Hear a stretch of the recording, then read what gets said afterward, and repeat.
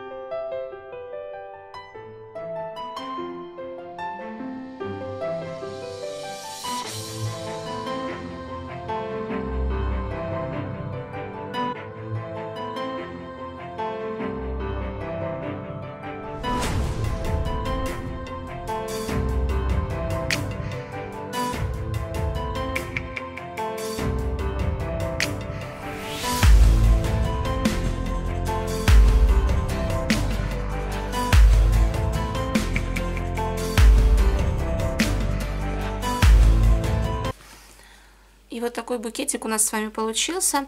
Здесь я использовала 2 слоя сетки флористической, сделала их полукругом. Здесь завязано на бантик из атласной ленты. Здесь немного по краю, чтобы она лучше прилегала к горшочку, я использовала двухстороннюю ленту, тоненькую, клеющую, и зафиксировала здесь сеточку. И вот такой букетик у нас получился. Приятный подарок на день рождения, да и в принципе можно без повода подарить. Как всегда, надеюсь, что мое видео вам понравилось. Ставьте лайки, подписывайтесь и всем пока-пока.